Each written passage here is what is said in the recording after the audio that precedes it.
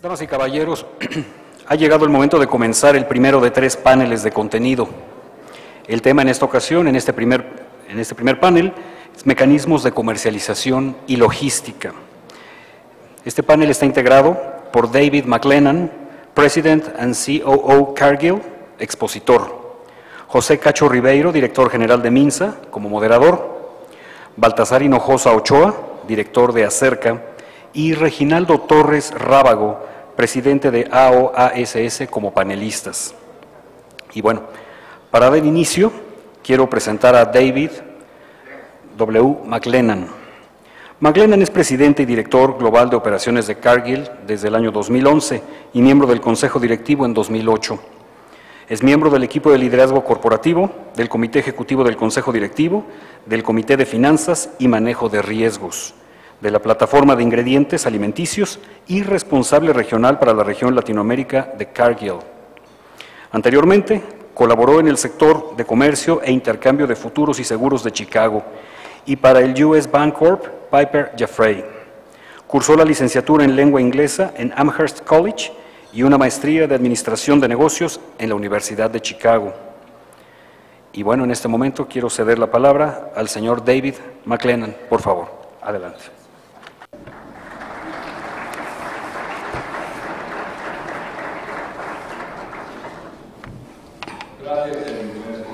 Good morning. Voy a hablar en inglés, les pido me disculpen y espero que la traducción va a ser muy buena para aquellos que no hablen el inglés. Es un placer para mí estar aquí con ustedes para poder hablar y celebrar los 50 aniversarios de esta fundación. Tomamos nuestra responsabilidad con una gran empresa que está implicada en agricultura y alimentación y tener la seguridad alimentaria de una manera muy seria. También quiero hablar del papel que puede jugar México. Hemos estado en México por casi 40 años como empresa y tenemos más de 700 empleados y esperamos que crezca en los años venideros. Voy a hablarles acerca de lo que es necesario para reconocer el rol de ventajas competitivas para que el país entienda, para que sepan el país qué es lo que pueden cultivar de acuerdo a los climas y las áreas que tienen, que entiendan la importancia del libre comercio y la importancia de la infraestructura, la logística para tener la seguridad alimentaria mundial. Tengo 8 diapositivas y estoy esperando poder platicar con ustedes. Primera, por favor, la primera imagen. Gracias. Entonces, bueno, avanzando hacia el reto de la seguridad alimentaria, nosotros pensamos que el mundo tiene la capacidad de alimentarse a sí mismo, pero depende de un comercio abierto y países que estén cultivando los productos adecuados. Entonces, hay muchas personas que están subalimentadas y ustedes dirían, bueno, quizás vaya a ponerse peor antes de mejorar. El crecimiento de la población aumenta, entonces tenemos 9.000 millones de personas para el año 2015, entonces necesitamos aumentar la producción alimentaria en un 70% para esa época. Entonces es mucho trabajo el que tenemos que hacer. Sabemos que es muy importante para el mundo, pero también para México. No, como nosotros dijimos, somos optimistas de que podemos hacer esto si todos tenemos un papel que jugar. Los agricultores han aumentado en el doble la producción de granos desde 1975. Entonces, esos agricultores van a producir lo mismo sin estar usando más tierra. Entonces, este es uno de los papeles que juega nuestra industria para poder ayudar a los agricultores que tengan éxito y sobre todo a aquellos pequeños agricultores. Nosotros también creemos que México puede jugar un papel muy importante en asegurar la alimentación. 4% del GDP del PIB de México es de la agricultura. Han respondido muy bien los agricultores en algunas regiones y el sectores son más exitosos que otros. Las cosas se ven muy concentradas. Me sorprendió mucho ver las estadísticas, pero en el sector agrícola mexicano, de 35 municipalidades de el total de municipalidades que existe son responsables del 25% de la producción agrícola del 2012 y nada más utilizaron 12.5% de toda la tierra cultivable en México. Entonces realmente una gran concentración, pero creo que es otra estadística, creo que es otro punto que nos está indicando que en México nosotros podemos crecer nuestra productividad, nuestra eficiencia hacia otras regiones del país y que podemos hacer eso, porque no podemos tener una concentración en las tierras agrícolas mexicanas si queremos tener seguridad alimentaria y poder alimentar al mundo. Entonces aquí está nuestra visión del reto. Bueno, aquí tenemos y buscamos las políticas y los socios que nos puedan ayudar a tener una seguridad alimentaria. Queremos nosotros desarrollar alimentos nutricionales. Entonces hemos estado haciendo negocio con México desde 1960 y hemos desarrollado el negocio de la agricultura. Esa fue la primera parte de nuestra comercialización en México, todo lo que eran nuestros granos y aceites y productos derivados. Entonces México también, el gobierno mexicano también está tomando los pasos necesarios para luchar contra la hambruna. Entonces mientras México ataca una cruzada, tiene una carencia de alimentos de un tipo, pero tiene una merma en el otros. Entonces hemos tenido una plática al respecto para poder desarrollar una seguridad alimentaria más equilibrada.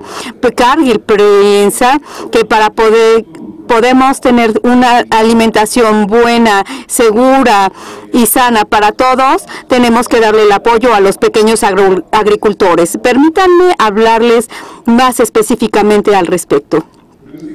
El producir alimentos de la manera más económica tiene una ventaja competitiva. Entonces lo que nos dice que los países tienen que cultivar lo que es más adecuado de acuerdo a su tierra y a su clima.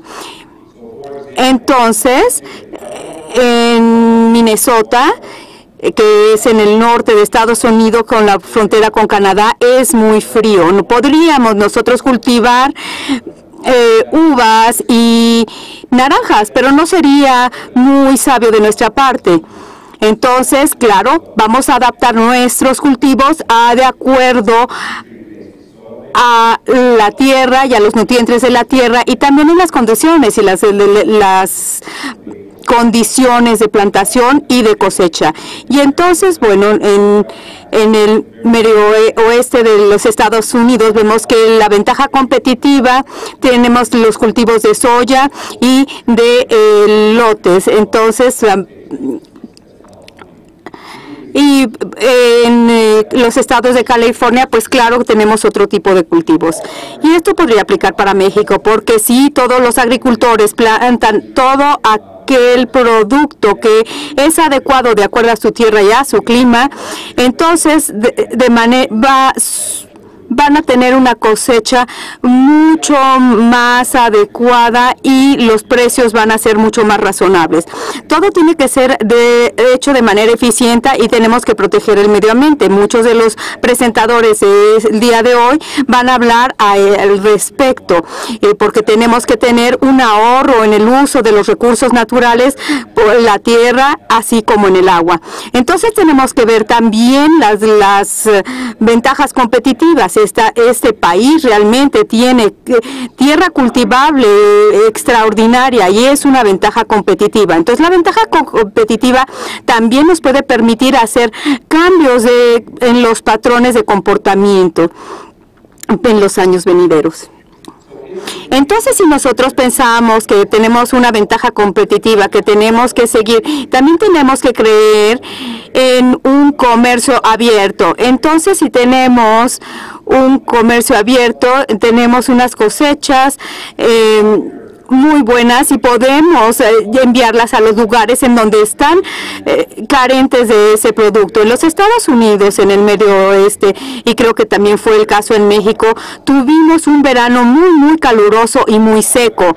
La producción agrícola fue muy mala y bajaron los rendimientos y los precios aumentaron considerablemente. En Argentina, realmente ellos pudieron compensar esta brecha porque tenían tenían la cosecha necesaria, y excepto por la logística, porque tuvimos muchos retrasos para obtener esos productos, pero pudieron compensarla. Entonces, esto no nada más es una ventaja competitiva o tener acceso a un comercio abierto, pero es importante y necesario también invertir en la infraestructura, porque no sirve de nada tener una producción agrícola si no puedes llevarlos a los puertos de manera eficiente y poder desplazarlos a través del país. Entonces, México también está avanzando hacia la globalización. Aquí es otra estadística que me impresionó muchísimo cuando la vi. Esto viene de WTO, y entonces nos muestra que bajó del 11.2 en el 2007 al 6. En el 2012. En el 2007, tan solo 2.222 productos estaban libres de impuestos, pero en México 7.000 tuvieron esta tasa de cero. Eso era necesario para poder avanzar en la economía agrícola.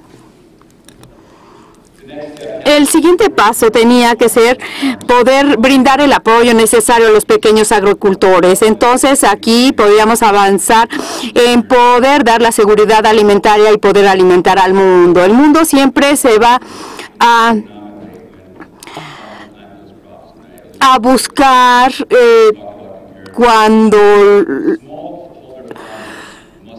va a estar buscando el mejor precio, pero los pequeños productores tienen que tener una ventaja, y tenemos que brindarles la tecnología que les permitan tener unos precios razonables, porque si no, no podemos desarrollar agricultura en países como en México o en el continente africano, que es bastante deficiente, y poder mejorar la producción agrícola si lo comparamos con lo que tienen actualmente. Entonces, bueno, tenemos que tener el suministro de alimentos a nivel mundial y los ingredientes para nuestros clientes,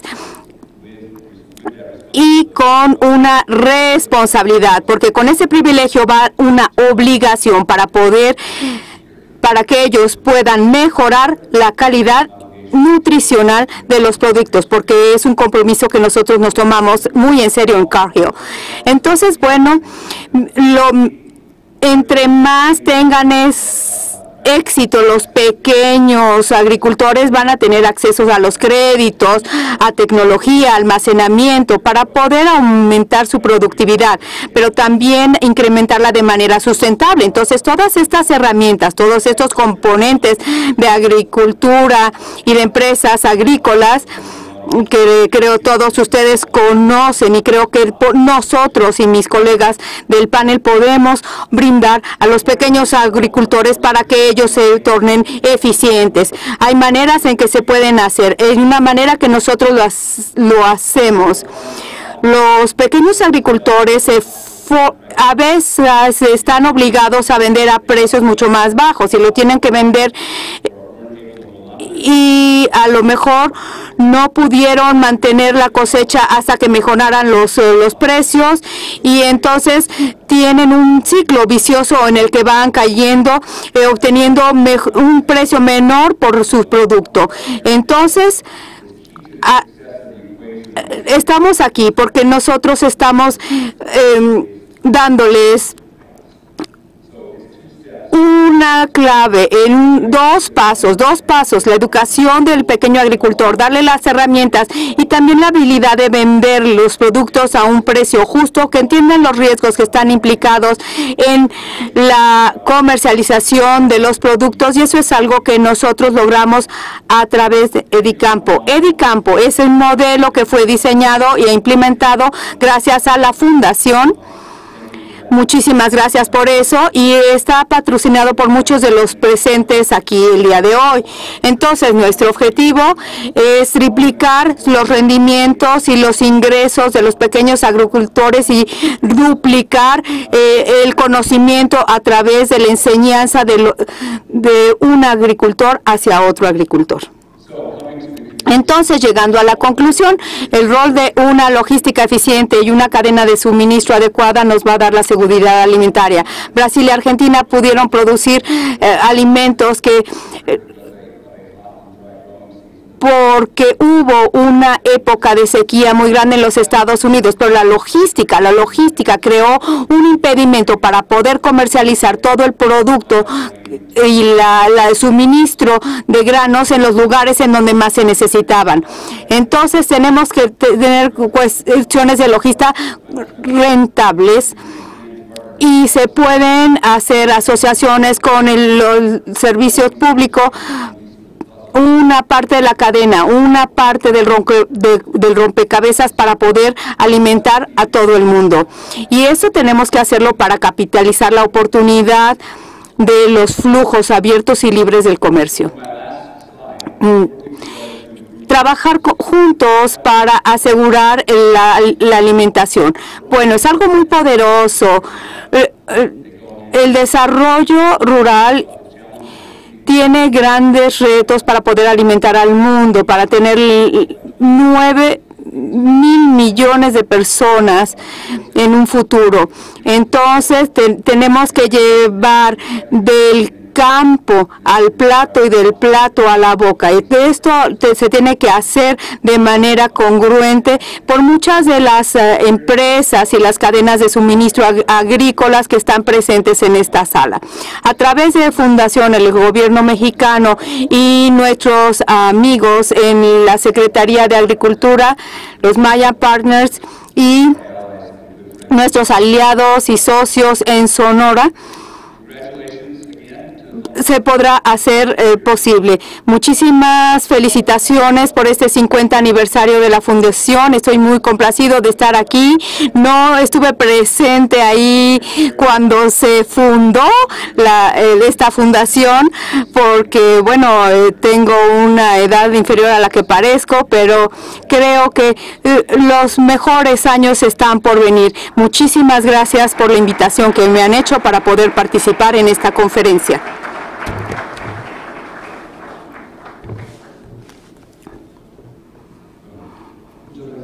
Gracias, McLennan.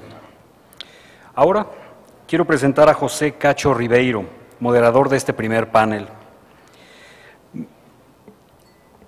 José Cacho Ribeiro es médico veterinario egresado de la Universidad Nacional Autónoma de México. Posee diplomados en Mercadotecnia y Desarrollo de Negocios del ITAM. Ha ocupado cargos directivos de ventas y marketing para la producción y gestión ejecutiva. Actualmente es consejero delegado, director general de Grupo Minsa, SABDCB, y tesorero del Consejo Nacional Agropecuario. Fue presidente de la Cámara Nacional del Maíz Industrializado. Ha realizado trabajos de acercamiento con el gobierno federal y organismos de contraparte para promover políticas generales para la cadena de valor del maíz en México. Ha participado en la investigación y análisis sobre la viabilidad para la producción de biocombustibles en México y su impacto en las cadenas de valor agroindustriales. Líder del grupo de granos dentro del proyecto de la Nueva Visión para la Agricultura, programa implementado por el Foro Económico Mundial. Ha participado en la potenciación y mejora de la agricultura por contrato, programa diseñado y operado por Zagarpa a través de Acerca, a fin de asegurar la comercialización de los excedentes de las cosechas nacionales. A continuación, cedo la palabra a José Cacho Ribeiro, por favor. Muchas gracias, buenos días. Gracias, muy amables. Bueno, primero me uno a la felicitación a la Fundación. No hay duda que la labor que está haciendo es muy relevante y precisamente sobre eso vamos a profundizar en este panel. Y para ir directamente al grano, voy a presentar al licenciado Baltasar Hinojosa. El licenciado Baltasar Hinojosa es licenciado en Economía, egresado de la Universidad de Monterrey. Fue diputado federal en la 59 y 61 legislatura, presidente municipal de Matamoros, reconocido como líder distinguido de la frontera por la presidencia de la Cámara de Representantes de Estados Unidos, delegado federal de la Sedesol, secretario técnico del Comité para la Planeación del Desarrollo del Estado, subsecretario de egresos en la Secretaría de Finanzas del Gobierno de Coahuila, miembro del Consejo de Banobras y secretario de Desarrollo Social del Gobierno de Tamaulipas. Le voy a pedir a Baltasar que nos haga su presentación y posteriormente ya entraremos en algunos comentarios. Adelante.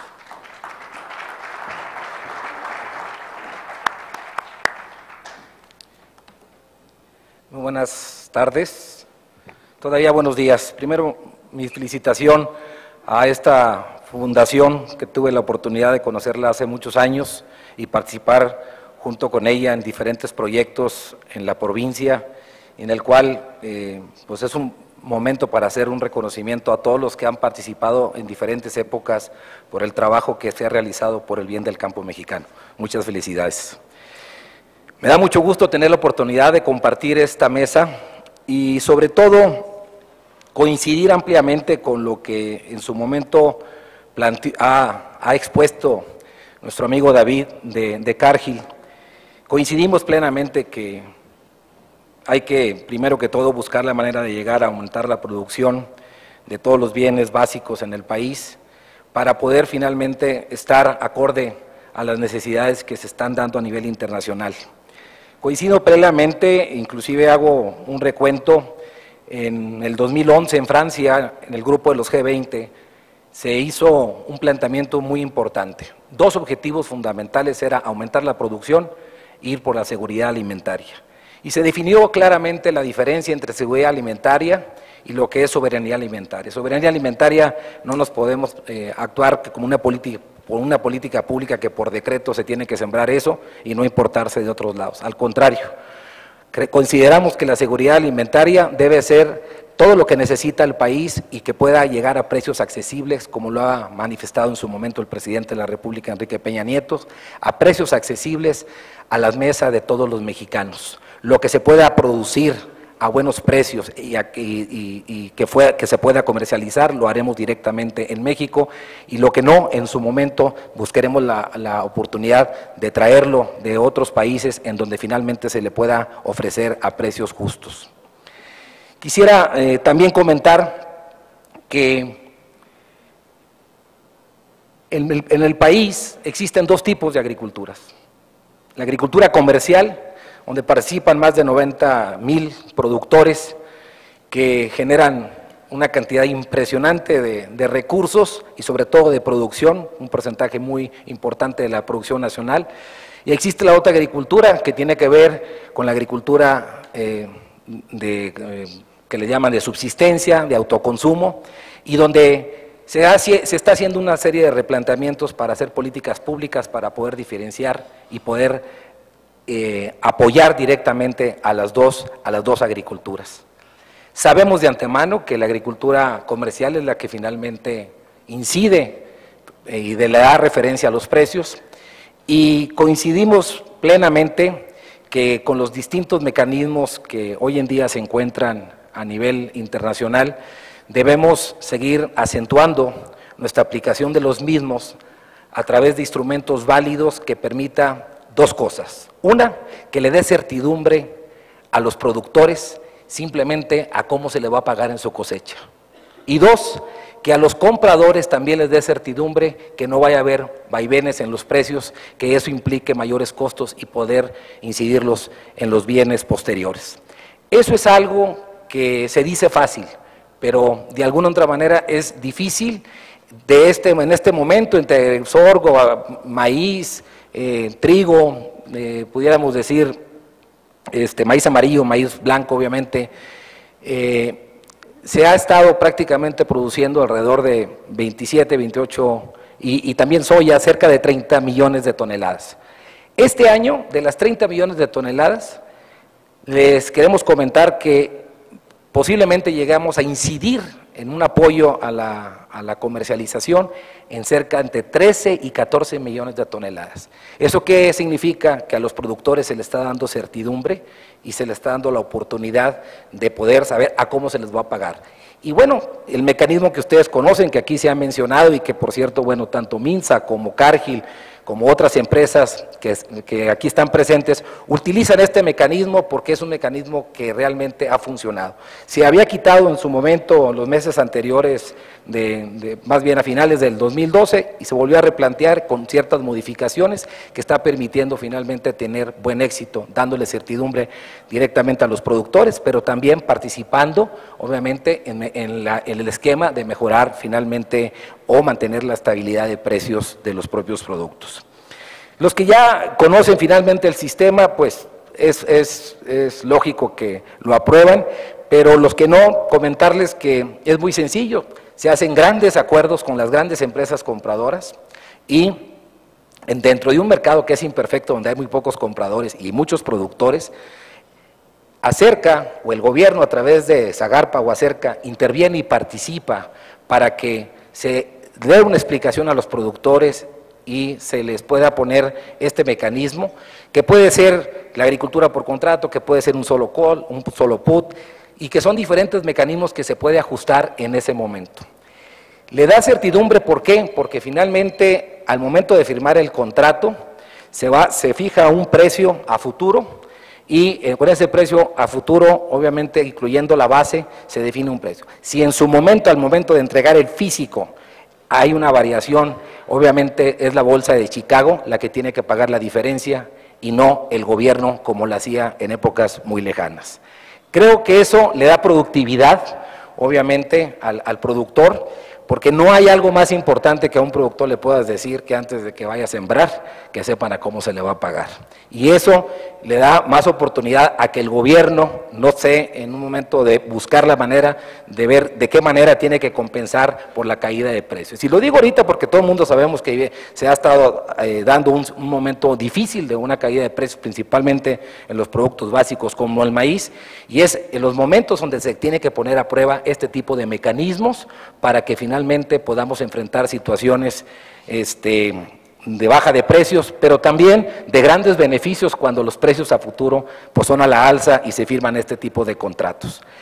Lo quiero comentar porque para nosotros ha sido fundamental este tipo de instrumentos y queremos apostarle aún más, no solo a este tipo de productos, sino ir también con el tema del azúcar. Ustedes han sabido que ha habido una gran oferta de azúcar y de repente vemos que se viene una fuerte caída y no podemos permitir que tanto los ingenios como los productores de maíz o de la zafra no estén directamente con lo que se exporta, no estén prácticamente asegurados. Se tienen que comprar las coberturas, lo mismo es con café, y tenemos que ir buscando diferentes mercados, diferentes productos donde a través de este tipo de estímulos se pueda en un momento dado apoyar a los diferentes productos. Quiero comentarles que mucho en su momento algunas corrientes han criticado que finalmente a través de estos instrumentos se subsidia a los productores. Yo quiero decir que nosotros vemos los subsidios de una manera distinta, o al menos en lo que va de esta administración. Nosotros sí entendemos, como existen en otros países, que se subsidia al campo, pero lo que nosotros queremos convertir, que el subsidio se convierta en incentivo. Los subsidios deben entenderse como temporales, como selectivos, pero sobre todo que sean transparentes. Y en el caso del incentivo tiene que realmente, como dice su palabra, que pueda incentivar a que sea más productivo y que tenga nuevas oportunidades el productor. Y consideramos que con mecanismos, con aseguramiento, con coberturas, puede en un momento dado darle más certidumbre a los productores para poder encontrar mejor su participación. En México se dan los dos mercados. El mercado que tiene grandes zonas de consumo como el México y el DF y el Estado de México, en donde todo lo que prácticamente se lo produce a los alrededores, pues no necesita que participe directamente Acerca a través de la intermediación o a través de la participación para poder estimular finalmente un precio. Lo que nosotros participamos principalmente son en aquellos estados donde son excedentarios, como Sonora, como ya lo comentaron, donde se produce trigo, que se exporta y que finalmente, bueno, no se consume todo en la misma zona, como en el caso de Sinaloa, que se produce mucho maíz blanco y que obviamente no se consume directamente en Sinaloa, como en Tamaulipas, que se produce mucho sorgo y no se consume un solo grano, todo se tiene que ir a los centros de consumo.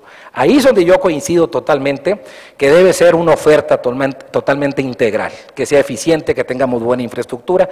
Lo ha mencionado en el norte, con tantos cruces internacionales y con carreteras como se tiene la infraestructura, aunque ha mejorado, pero hay algunas acciones que se tendrían que tomar en cuenta para futuro, para ser cada vez más eficientes y escoger los diferentes mecanismos, pero coincido directamente con David que en el sur se tiene que avanzar mucho más en materia de infraestructura para poder ser más eficientes y poder tener obviamente la infraestructura disponible para cuando haya estos excedentes o cuando se tenga que mandar la producción a los lugares de consumo, podamos tener infraestructura adecuada, eficiente y que le permita en un momento dentro de la cadena con esta eficiencia mantener los precios adecuados para el consumo de los productores, de los consumidores.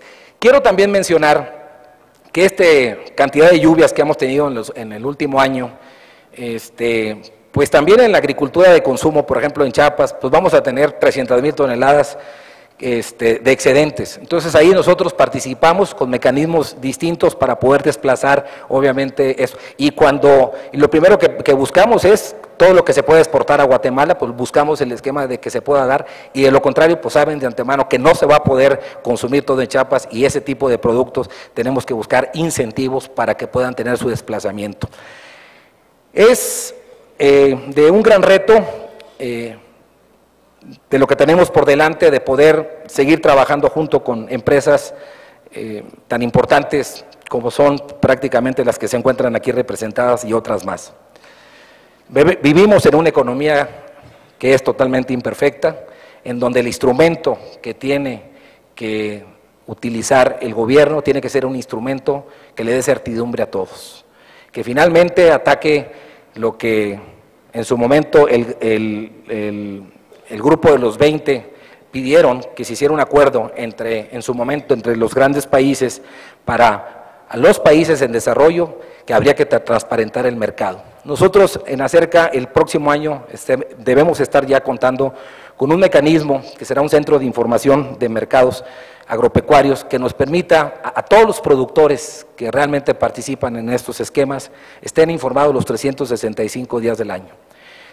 Mucho se ha avanzado y hay que reconocer en la cultura de ir a las coberturas, a tener estos nuevos mecanismos de darle certidumbre, pero hay que hacer mucho más.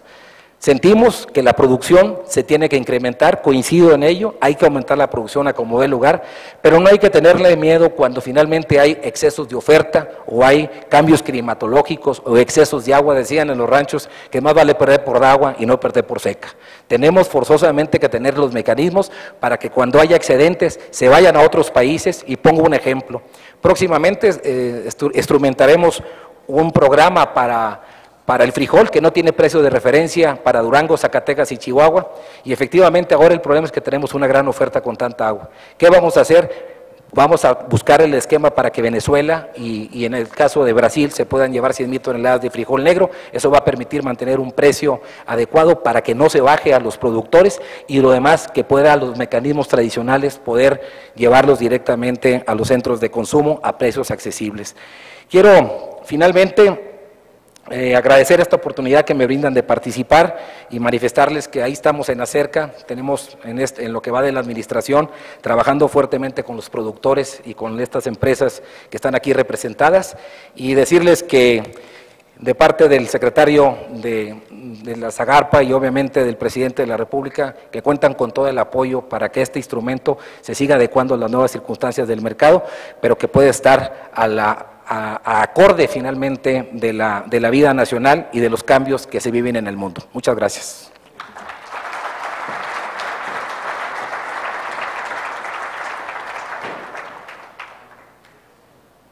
Muchas gracias, Baltasar. Pasamos a la presentación de Reginaldo Torres Rábago, presidente de la Asociación de Organismos de Agricultores del Sur de Sonora. Reginaldo es cirujano dentista y agricultor de profesión. En su carrera como dirigente agrícola fue secretario del Consejo de Administración y presidente de la Unión de Crédito Agrícola de Cajeme. De 2011 a la fecha ha sido presidente del Consejo Directivo de la Asociación de Organismos de Agricultores del Sur de Sonora, presidente del Consejo de Administración Comercializadora Agroindustrial, miembro del Consejo de Administración de Productos Agrícolas y miembro de la Comisión Agrícola del Consejo Nacional Agropecuario y socio activo de la UCAC. Reginaldo, por favor.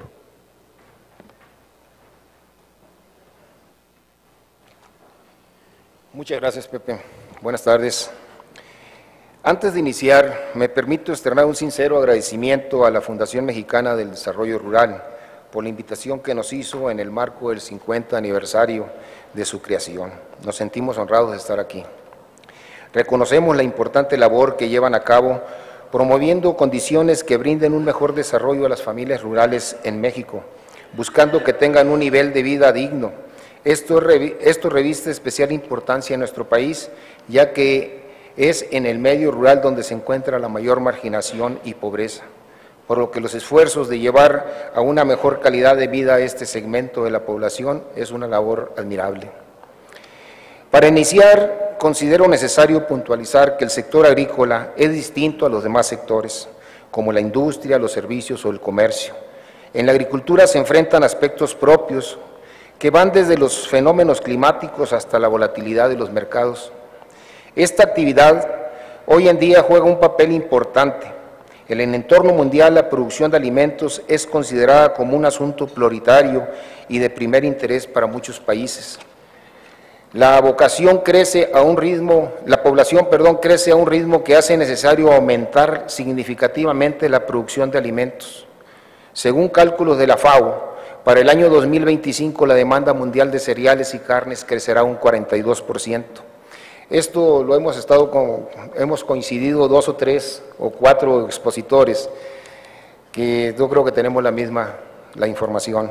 En el año 2050 habrá 2.300 millones de personas más en el mundo, según datos de la ONU. Se contabilizarán un total de 9.300 millones de habitantes, por lo que se requiere un aumento en la producción de un 70% para satisfacer la demanda que se presenta. Los principales desafíos que enfrenta la agricultura son producir más alimentos, adaptación en el cambio climático, contar con métodos de producción más eficientes y amigables al medio ambiente y enfrentar la volatilidad de los mercados. Además, tenemos limitaciones para acceder a nuevas tecnologías debido a la baja rentabilidad, financiamiento e incentivos que detonen proyectos de alto impacto que nos permitan tener un campo más productivo y competitivo. Estos desafíos representan retos que hay que enfrentar, pero los productores vemos también que en ellos hay muchas oportunidades de mejorar la productividad y proveer de los alimentos que demanda la población. Hoy se hace necesario invertir en la investigación para obtener variedades más resistentes a plagas y enfermedades con mejor rendimiento. También debemos generar la cultura de administrar los riesgos, lo que nos permitirá asegurar el retorno de nuestra inversión y actuar con una mentalidad empresarial. Un aspecto importante en la agricultura es la comercialización. Debemos mejorar la forma de vender nuestra producción. En ocasiones nos conformamos con colocar nuestros productos en los mercados tradicionales, donde siempre lo hemos hecho. Es necesario que el productor mismo salga a buscar nuevos canales de comercialización y mercados potenciales que abran las puertas a sus productos y que le representen una oportunidad aprovechando las ventajas competitivas y acuerdos comerciales que tenemos con otros países. Hemos identificado los 4 ejes fundamentales para realizar la actividad agrícola con éxito.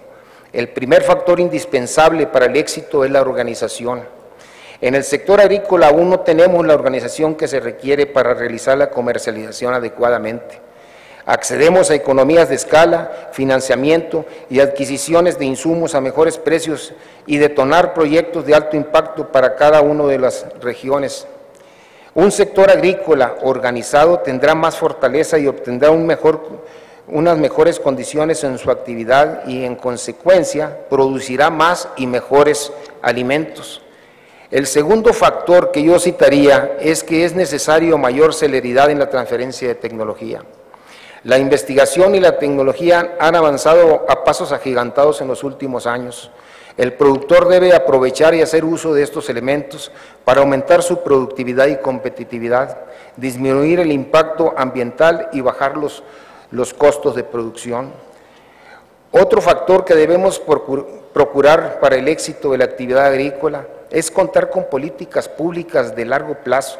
Necesitamos también una definición de programas que incentiven al sector, a fin de tener la oportunidad de planear la actividad agrícola y de desarrollar con una visión de mediano y largo plazo. Se necesitan programas que promuevan nuevos proyectos y cultivos para los cuales existen vocación productiva en las regiones, tomando en cuenta la demanda de los mercados y maximizando el aprovechamiento del agua, así como otros beneficios que genera una adecuada planeación. En este sentido, hemos observado con agrado que actualmente el gobierno federal está generando programas y definiciones que permitirán a los productores realizar una planeación a mediano y largo plazo. Tal es el caso que ya tenemos en este mes de octubre, como lo mencionó ahorita nuestro amigo Baltasar Hinojosa, el programa de agricultura por contrato. Jamás lo habíamos tenido en el mes de octubre, siempre lo teníamos pasando el año. Y otros como inducción a cultivos como cártamos, que tiene una vigencia hasta el 2018. Finalmente se debe llevar a cabo alianzas estratégicas. Es fundamental que el productor se integre a las cadenas productivas, agregando valor y aportando sus fortalezas, lo que se traduciría en beneficios como mayor competitividad y una actividad más rentable.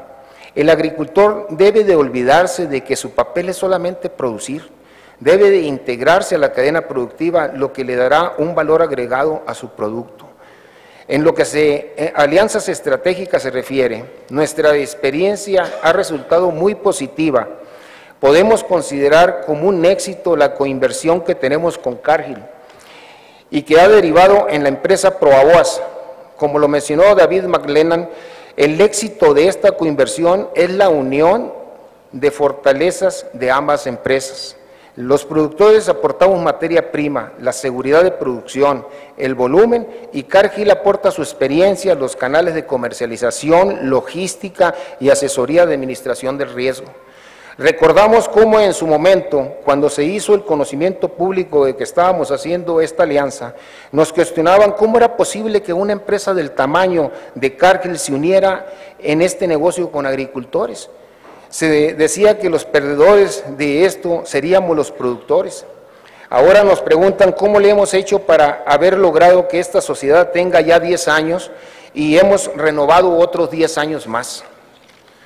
La base del éxito ha sido 3 elementos clave que nos ha permitido desarrollar una buena relación de negocios, que es la confianza, el trato justo y la visión compartida. Sin estos 3 elementos, esta empresa no hubiera podido prosperar. La confianza se ha dado en ambos sentidos. Cargill confió en nuestra seriedad y capacidad para producir trigo y nosotros confiamos en su logística, en su experiencia en la búsqueda de mercados.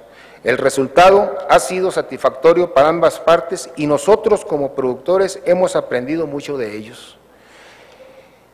No tenemos un remedio mágico para resolver los problemas que enfrenta el sector agrícola en la actualidad. Hemos identificado las principales acciones necesarias para mejorar la productividad agrícola, pero hay mucho por hacer en este sentido. Es difícil a veces cambiar una cultura y una mentalidad arraigada en un sector como el nuestro. El productor debe estar abierto a nuevas posibilidades tecnológicas y oportunidades de negocio. Debemos ser perseverantes en nuestros objetivos, aprovechando que la producción de alimentos es ahora una situación prioritaria. Podemos contribuir con acciones que nos permitan mejorar las condiciones de las familias rurales. Los nuevos tiempos requieren una actitud visionaria, la disposición de contribuir a mejorar la actividad y adelantarnos a las situaciones con alternativas de solución. Y el trabajo debe realizarse de manera integral, participando los productores, los consumidores y las autoridades de gobierno. Para concluir, les diré que como productores sabemos que en la búsqueda de una actividad agrícola productiva y rentable, tenemos que hacer la parte que nos corresponde.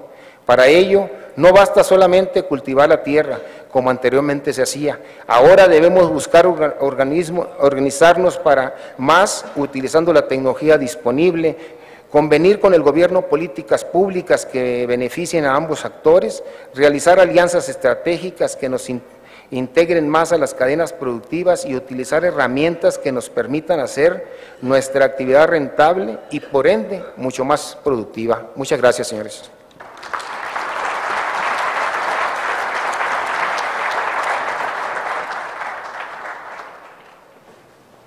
Muchas gracias, Reginaldo. Bueno, tenemos ahora algunos minutos para hacer algunas preguntas y también los comentarios que deseen hacer los panelistas en relación a las presentaciones de los compañeros de panel. Tenemos también algunas preguntas del público. En los próximos minutos vamos a aprovechar para hacer esto. Bueno, Una primera pregunta, y adicionalmente a lo que ustedes quieran comentar en relación a esto, quisiera que también hagan las observaciones acerca de los comentarios hechos por los otros panelistas en esta presentación. Coincidieron los tres, hicieron mucho énfasis, tanto David como Baltasar, en el tema de honrar el potencial productivo de las regiones del país o de los países o de las regiones geográficas, en este caso de México, hablando del potencial y de las ventajas comparativas. Por otro lado, vimos en las presentaciones tanto de Daniel Servitje como de Juan Carlos Cortés el concepto que maneja la FAO acerca de la seguridad alimentaria, no de la soberanía, como comentaba bien Baltasar hace un momento, sino de la seguridad alimentaria, y menciona justamente que el 75% de los productos básicos deberían ser producidos en el país para evitar tener una dependencia excesiva, y hablo específicamente de productos granos básicos. ¿Cómo balancear el hecho de honrar el potencial productivo de las regiones del país? Por ejemplo, comentaba en su presentación David el aguacate o las berries, o en algunos casos el tomate en el noroeste, en fin, somos muy exitosos en algunos productos de exportación, pero por otro lado tenemos una enorme necesidad de crecer la producción de algunos granos básicos. ¿Cómo hacer ese balanceo? Si quieren, podemos seguir el orden de los panelistas en el que se presentaron los paneles. David, por favor.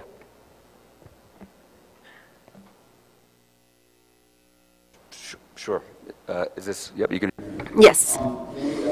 Quisiera responder a un par de cosas que acaban de mencionarse, que me parecen que son de suma importancia. Esto es la seguridad. La seguridad alimentaria empieza en casa.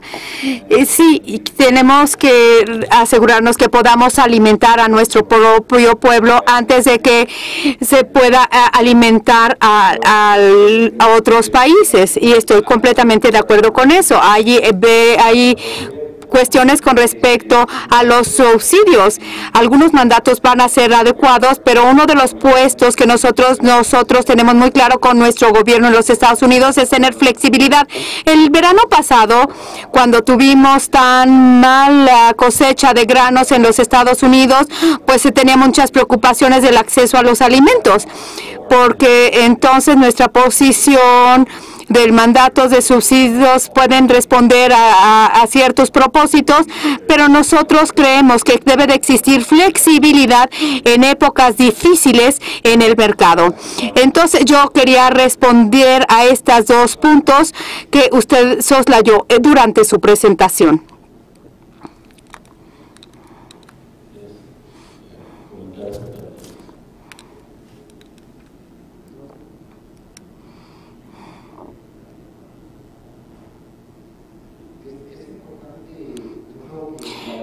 It is important because de nosotros.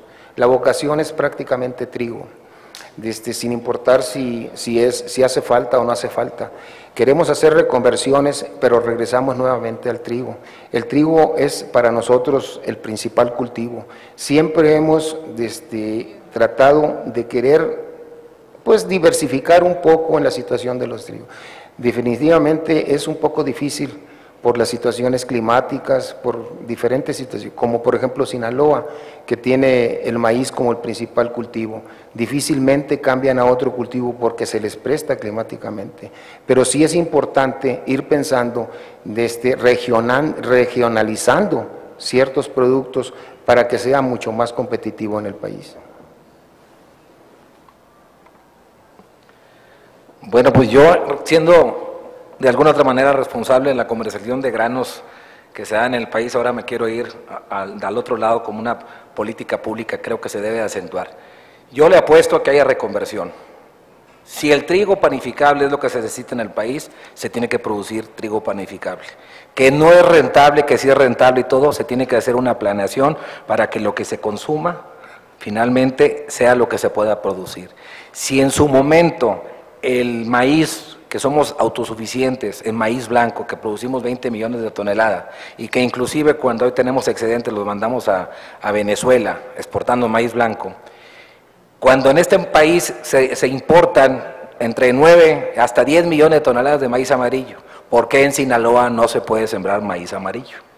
Porque existe una cultura, como bien lo señalan, de que siempre se ha sembrado maíz blanco. ¿Y qué es lo que sucede? Hay distorsiones en el mercado porque finalmente se utiliza para las grandes empresas que necesitan maíz blanco y lo demás, el excedente que se produce en esta región, pues se convierte en forrajes y viene a pegarle al precio de los otros productos que tienen que ver con la utilización de los mismos. Yo le apuesto que tiene que haber una reconversión, que tenemos que ver si hay que producir lo que el país requiere y lo que se necesita hay que importarlo, pero también hay que producir lo que se consume, lo que finalmente se necesita. Y creo que con un programa de incentivos muy claros se puede ir cambiando esa cultura y sobre todo buscando la manera para que en los mercados, por el lado de la oferta, poder ser mucho más productivos, sobre todo en aquellos estados que son excedentarios y que saben de antemano que lo que se produce en su región no se va a consumir en su región. Entonces, creo que se debe hacer un doble esfuerzo, no es el área que a mí me corresponde, pero desde el punto de vista comercial, creo que ciertos ajustes por el lado de la oferta se tendrían que hacer para permitir que el mercado primero sea más transparente y sobre todo sea más armónico. Muchas gracias, Baltasar.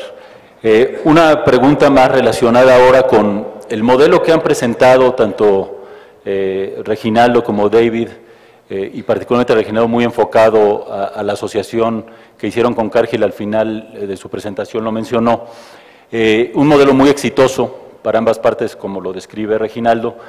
El tema aquí es cómo podemos replicar esto, pero llevándolo a una escala de los pequeños productores, de los agricultores más pequeños y más necesitados de este tipo de facilidades para poder comercializar su cosecha de una manera expedita y justa también en términos de precio, y en las zonas más complicadas del país, particularmente centro, sur, sureste, que es donde en realidad, por un lado tenemos un enorme nivel de pobreza, tenemos muchos problemas sociales, y por otro lado tenemos el mayor potencial de crecimiento, que es una paradoja, ¿no?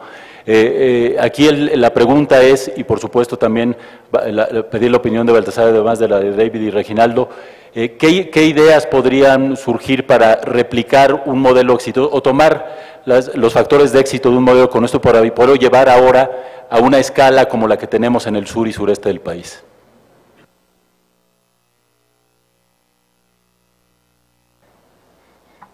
Es importante comentar lo siguiente, que ya lo dije ahorita.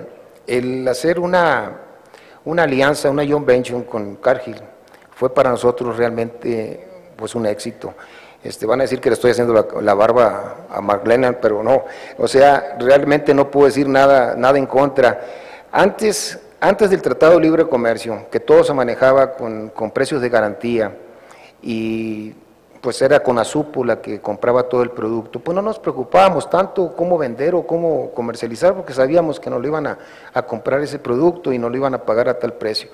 Después del Tratado de Libre Comercio todo cambió. Entonces, el hecho de tener que buscar quién te comprara un producto que está ahora a un precio internacional, no tienes un precio de garantía, pues se nos dificultaba un poquito más. En primer lugar no estábamos acostumbrados, nosotros estábamos acostumbrados a producir, mas no estábamos acostumbrados a comercializar nuestra cosecha, no lo hacían. Después de eso tuvimos que entrar a aprender ciertas cosas, como por ejemplo las coberturas, los forward. Comenzamos a manejar otro tipo de cosas que nos lo enseñó precisamente Cargill, porque una vez que hicimos la alianza con ellos, y que al principio teníamos mucho miedo, quiero decirles de que sentíamos que era un monstruo que nos iba a comer, porque pues nosotros éramos unos pequeños agricultores en Sonora. Sin embargo, la experiencia ha sido muy buena, ha sido de mucho respeto, de mucha confianza, y yo sinceramente no nos arrepentimos de haber hecho una joint venture con Cargill.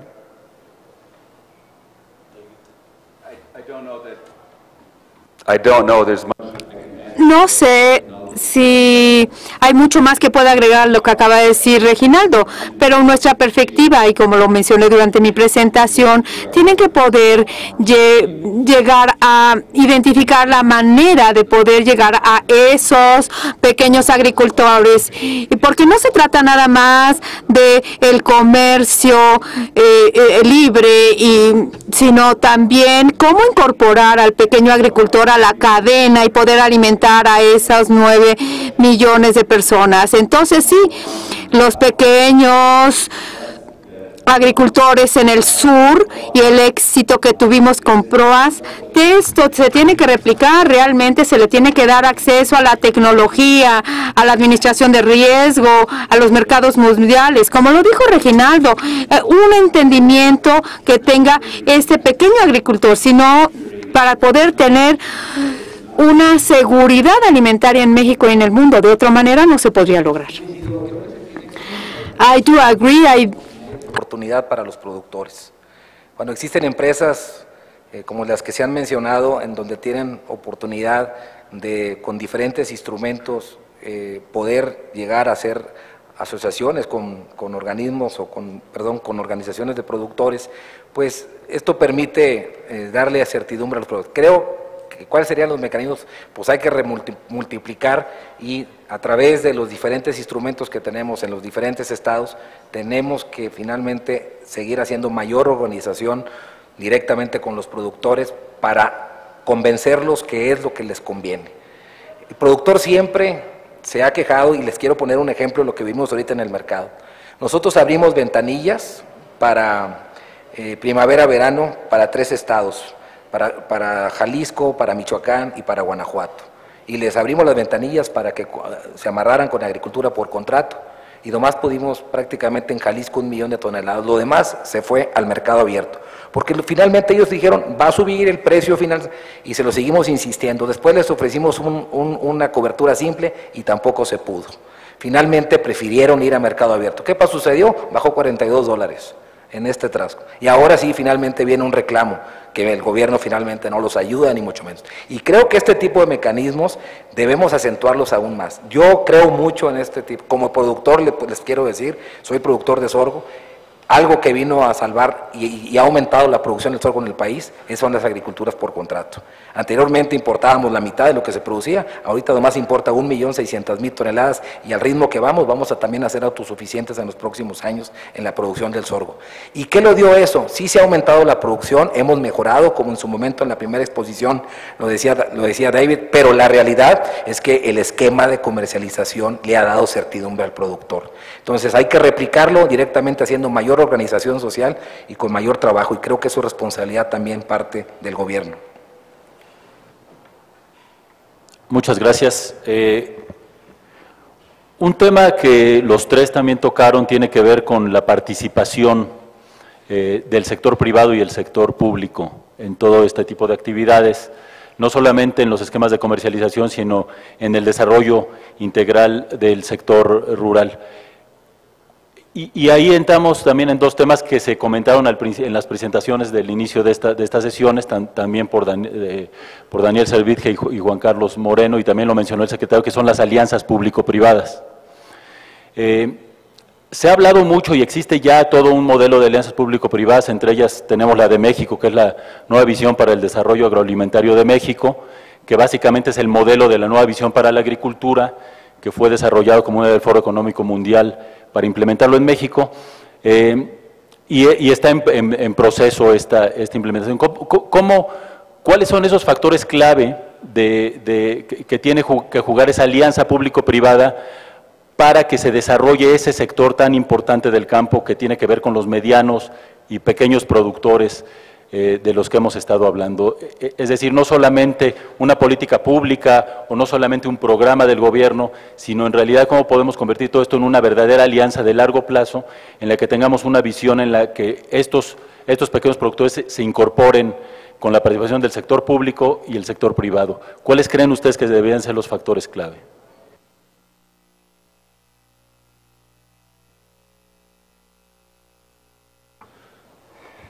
We are involved with New Vision for implicados con la nueva visión para la agricultura. Hay 17 empresas y es algo que ha sido patrocinado por el Foro Mundial de Economía y trabaja en asociaciones con ONGs y con gobiernos para lograr una visión. Y la visión es la siguiente. Esta nueva visión es soslayar el poder de la agricultura, tener una seguridad alimentaria, y las aspiraciones son aumentar la producción en un 20%, reducir las emisiones y tener una reducción de la pobreza paulatina en los años a venir. Es muy claro y tiene un compromiso entre el sector público y privado. Creo que es algo que es muy adecuado y que genera una gran oportunidad para México. Es actuar con celeridad, pero también es lograr las habilidades.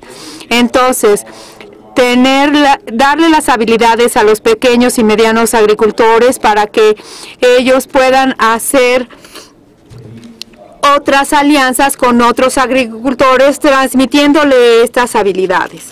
Aumentar la producción al mismo tiempo que usan menos recursos o un mejor uso de los recursos, y aunado con nuevas políticas, y como lo he mencionado varias veces, tenemos unas políticas inteligentes alrededor de los subsidios, de los mandatos, y ahí es en donde estas asociaciones son eficientes, porque trabajamos conjuntamente con ONGs, el gobierno, y se entiende que tenemos una visión conjunta para poder ayudar a los pequeños agricultores y entonces poder tener una mezcla adecuada de subsidios, información dentro para todos aquellos que más lo necesitan.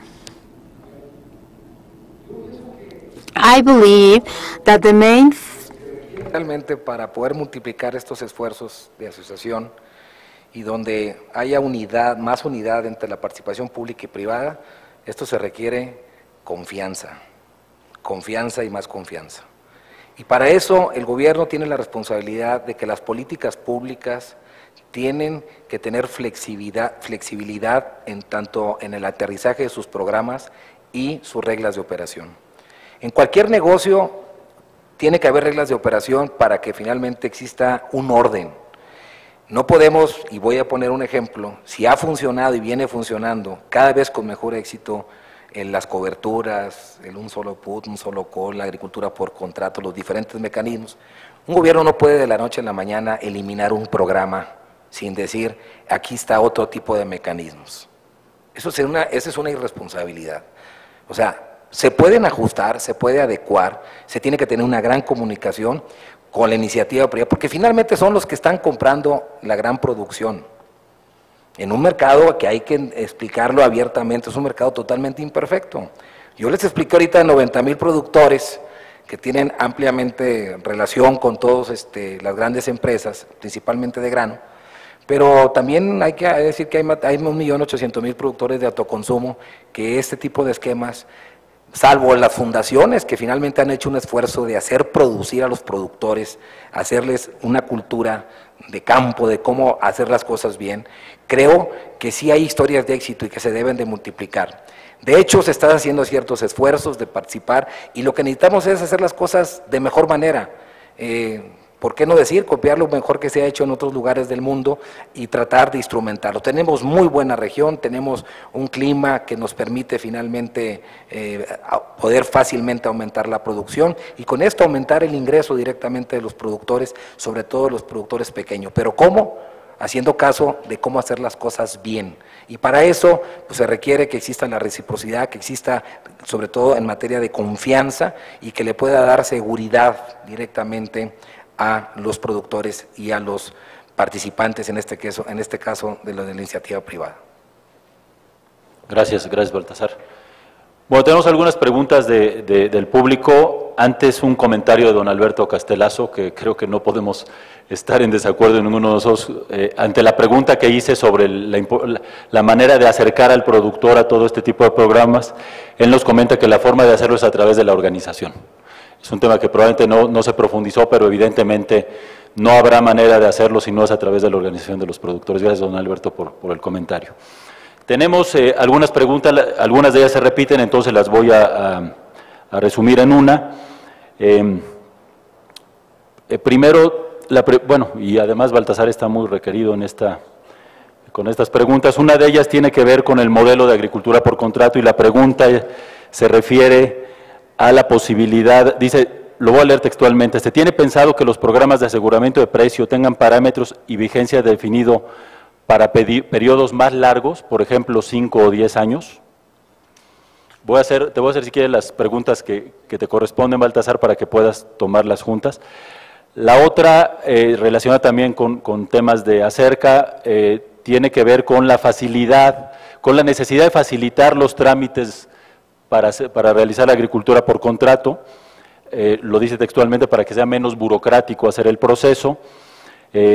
La pregunta también viene anexa, ¿por qué no se abre por más tiempo las ventanillas de agricultura por contrato?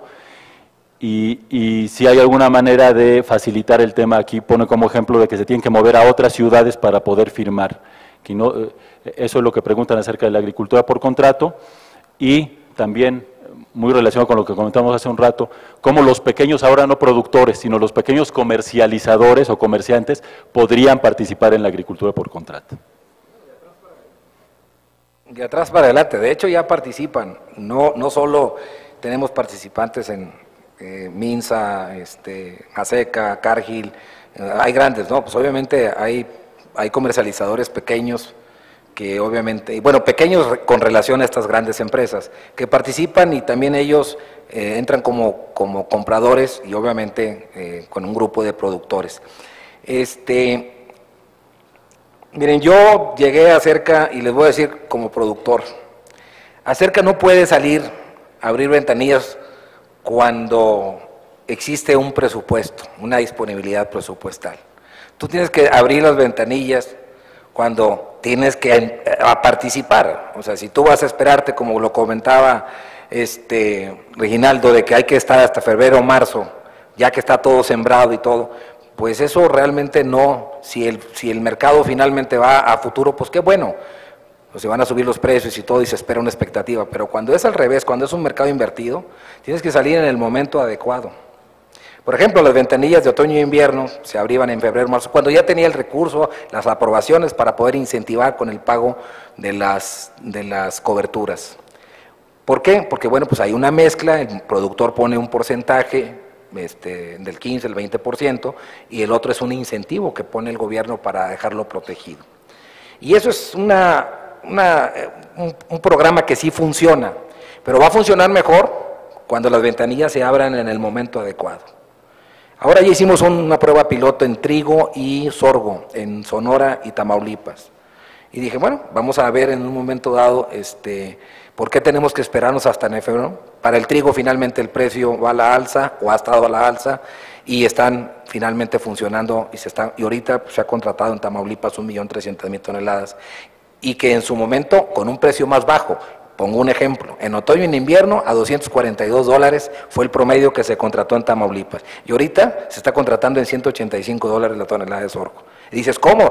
Nadie va a querer participar. Tan es así como ha vendido esta cultura de protegerse que aunque esté el precio bajo, como quiera, prefiero estar contratado. ¿Por qué? Porque estoy asegurado prácticamente con la base, con una compensación de bases y es una espera que con un mecanismo como un call, lo más probable es que llegue a subir, y si llega a subir, voy a tener el beneficio nuevamente. Y o al menos, si ya no sube y se queda ese precio, y sería el precio para julio al momento de entregar el físico, bueno, pues ya se buscaría la manera de que en el esquema de la compensación de bases, poder en un momento dado tener un precio adecuado. A lo mejor no va a ser como el que se tuvo en el 2013, pero podríamos tener en el 2003, pero podríamos tener un precio al menos más justo en función del mercado. Y eso evitaría que el gobierno tuviera que estar utilizando recursos fiscales para pagar ineficiencias del mercado. Yo sí le apuesto que haya este tipo de mecanismos y créanme que cada vez estamos tratando que la agricultura por contrato siga incidiendo no solo en los grandes compradores, sino también en los compradores pequeños o medianos.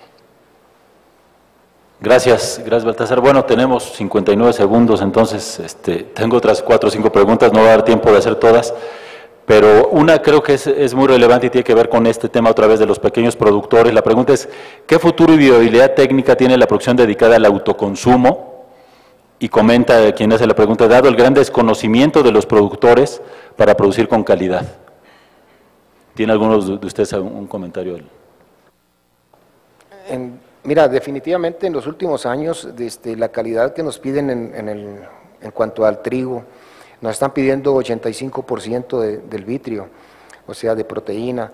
Entonces, eso hemos estado tratando de lograr. Nosotros hemos estado aumentando la fertilización y sabemos que en el tercer riego, aplicándole un poco de fertilizante, podemos llegar a esos parámetros de 85% del vitrio.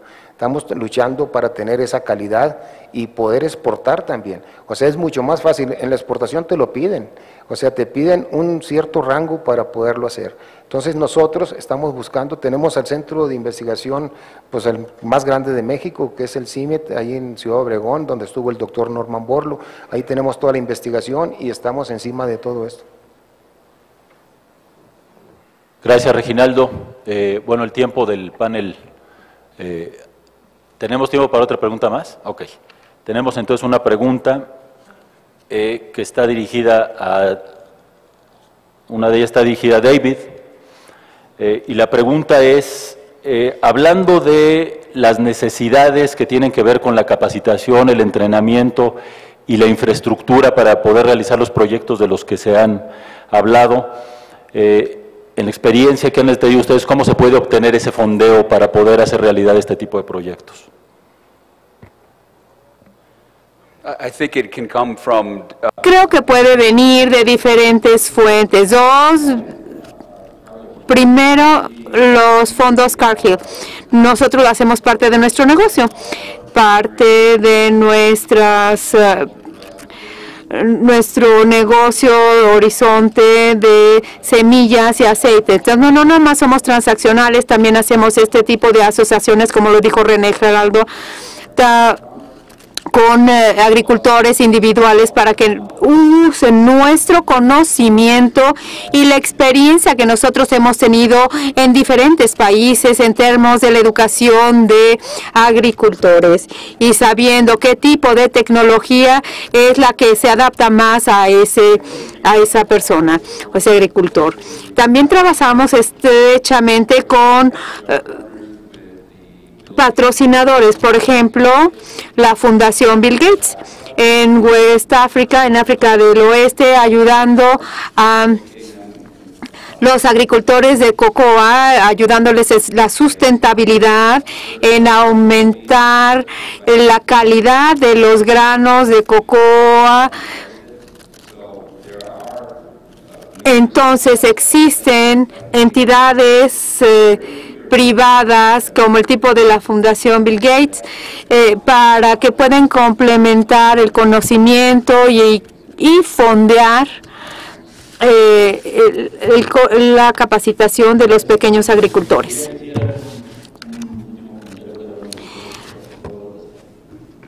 En materia de calidad de los productos, yo creo que México ha avanzado muchísimo.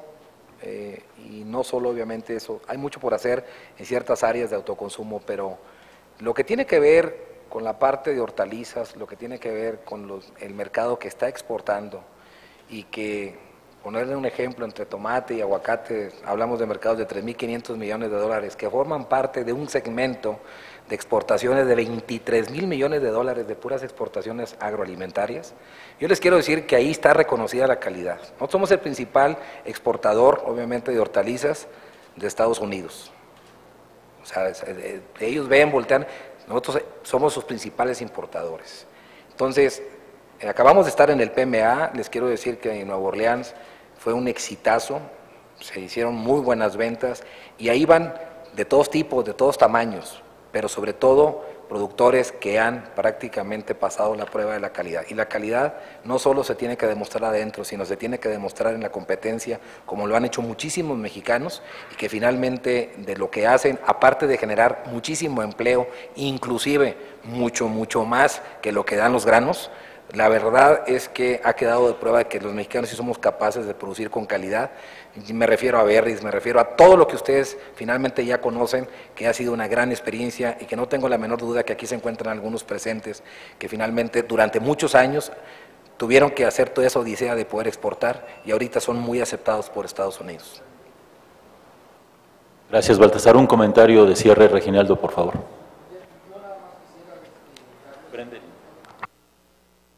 Yo sí quisiera invitarlos a que no tengan miedo en hacer una conversión.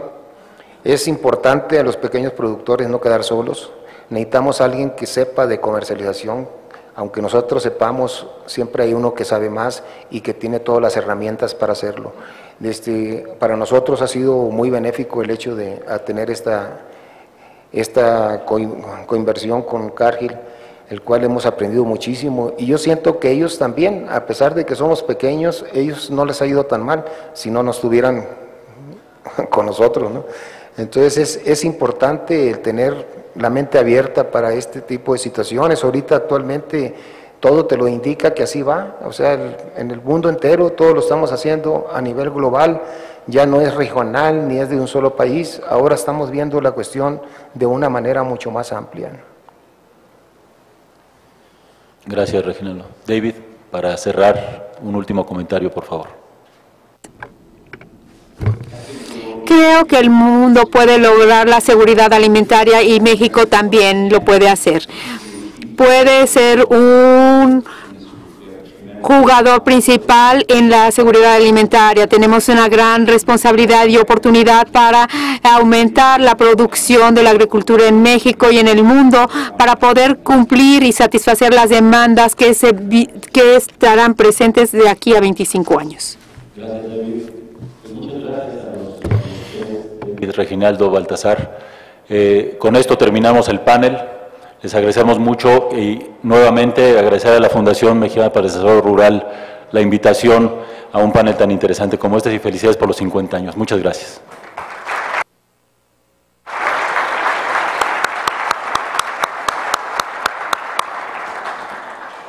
Muchísimas gracias a las personalidades aquí con nosotros. Y ahora quisiera pedirle por favor a Ken Schwedel, presidente de este foro, proceda a la entrega de reconocimientos. Adelante, por favor. Buenas tardes. Vamos a empezar con David McLennan, que ha venido desde los Estados Unidos para estar con nosotros. Agradezco su participación.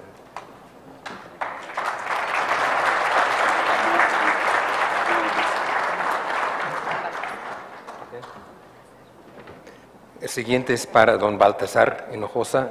Agradecemos su participación y todo lo que nos ha platicado, lo que están haciendo ustedes el día de hoy.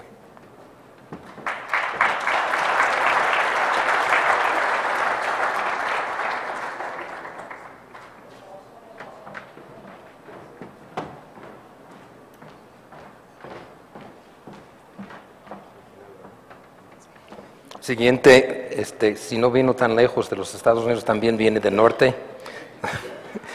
El doctor Torres, Reginaldo Torres. Gracias.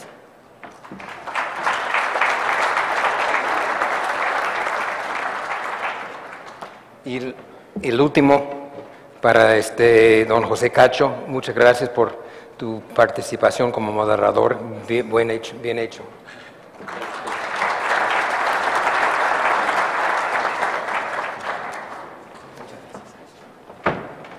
Pues ya con esto terminamos esta sesión. Si quieres, Muchísimas gracias. Les pediría por favor si se pueden poner de pie para la sesión fotográfica, por favor.